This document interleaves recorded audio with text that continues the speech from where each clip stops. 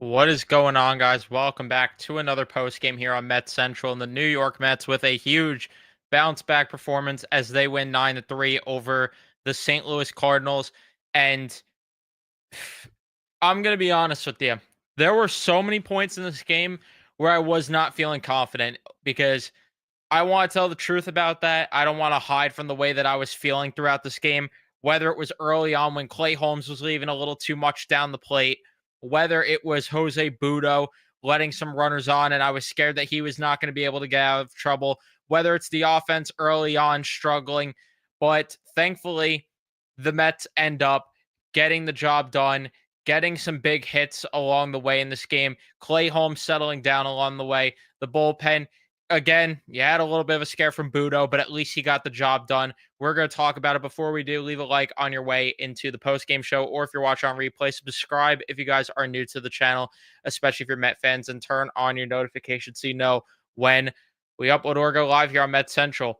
But yeah, like I said, this was a game that was stressful early on because I just had no clue if the Mets really were going to win tonight with the way that Clay Holmes was pitching early on, like I mentioned, and the offense, because Lindor would lead things off with a single. Juan Soto hits into a double play.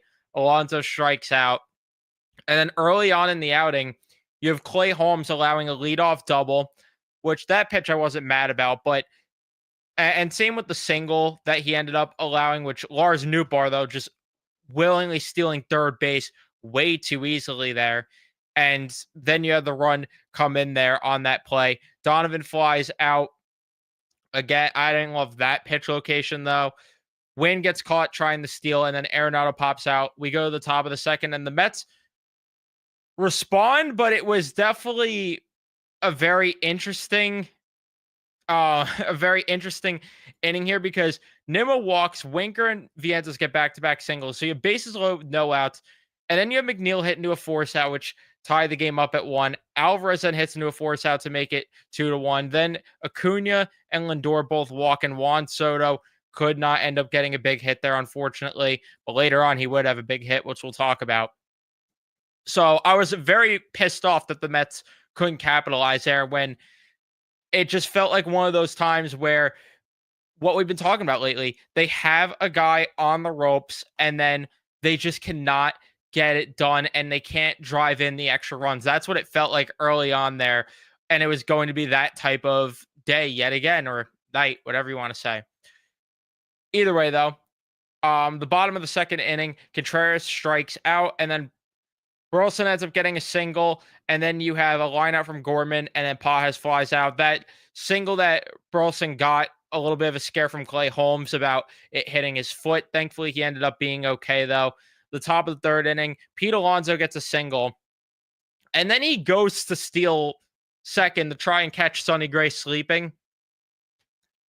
Why? I just don't get why on a leadoff hit there.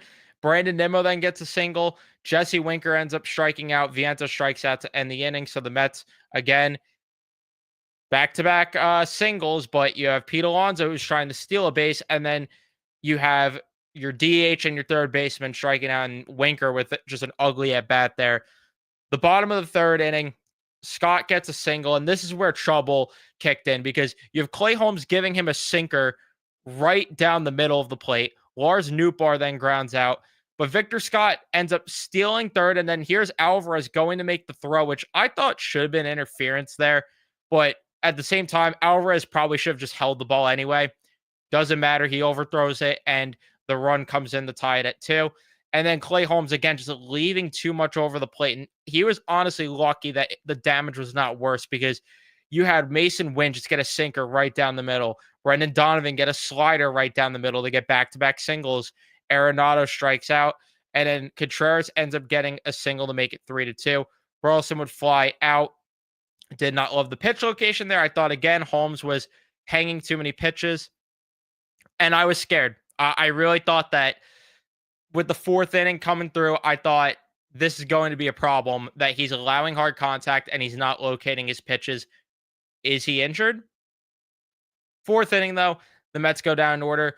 Then Clay Holmes, a lot better of an inning. And the fourth inning, I didn't love where he left the sinker to Pages, but either way, gets through a 1-2-3 inning. And then the fifth inning, the Mets open the floodgates like they should against this type of team as Lindor flies out. Juan Soto gets a huge double, and then Pete Alonso makes it 4-3, getting his 8th home run of the season as he absolutely killed it.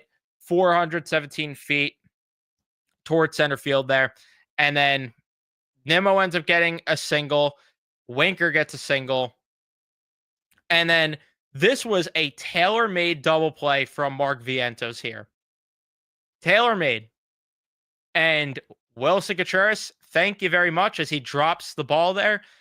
That made it 5-3. McNeil with a single, Alvarez with a single, both of them going opposite field, and it made it 6-3.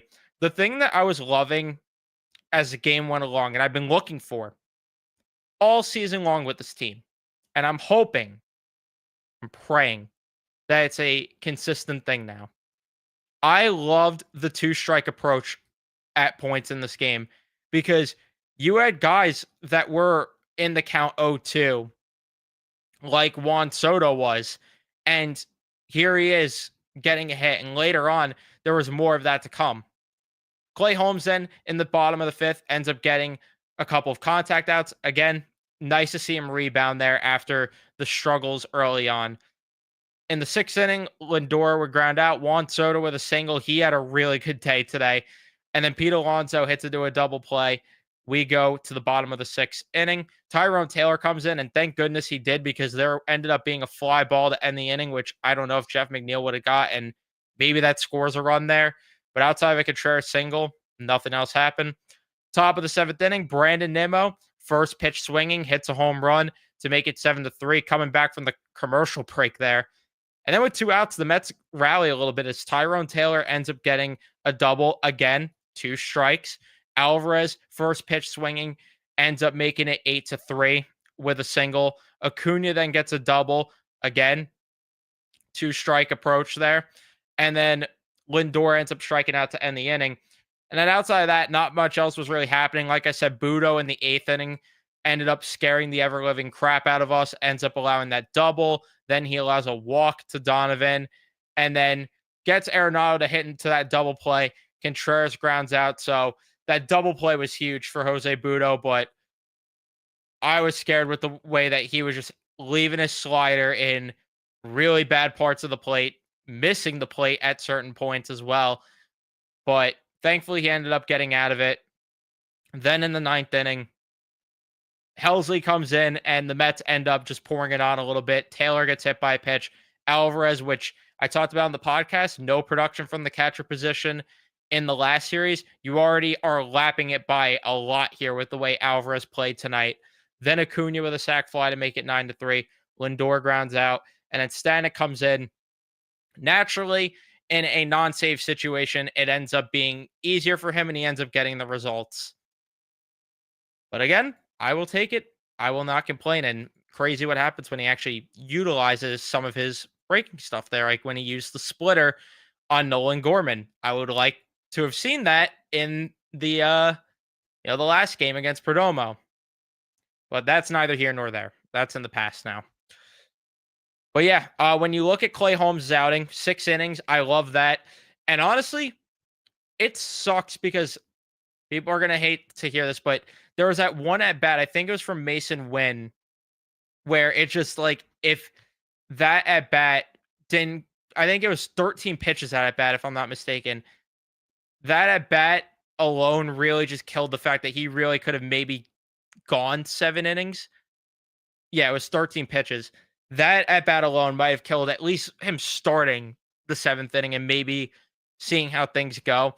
But overall, again, he settled in as the outing went along. I didn't love his command early on. It was really more that than anything from him. I didn't think that he was his stuff looked bad or anything like that. It was really just simply his command needed to be better. He was just leaving too much. He didn't generate too much swing and miss stuff either, which I didn't love. But at the same time, if you're getting the contact outs, do you? You do you. I mean, we see it with Peterson all the time. Budo, good little bounce back performance from him to an extent, which again, he did scare us. And I'm not sold on Budo yet, but I'm glad to have seen him at least get results there. And then Stanek, he needed this type of outing, and I'm glad that he came into this type of situation. I'm very worried though the next time Diaz comes into a game because he has not worked in a very long time. In terms of the offense, everyone got a hit today outside of Starling Marte, who got 2 at bats. But Juan Soto, he's looking better. And I think the 2 home run game is going to help him because had that extra base hit, had a hard hit ball for a single. He looks good up there. Pete Alonso stays locked in. Brandon Nimmo, please be more consistent. I'm begging you. Jesse Winker, good day from him. Mark Vientos goes 1 for 5. Maybe you want to see more timely hits there. And then Alvarez, though, 3 for 5 from him was really nice to see.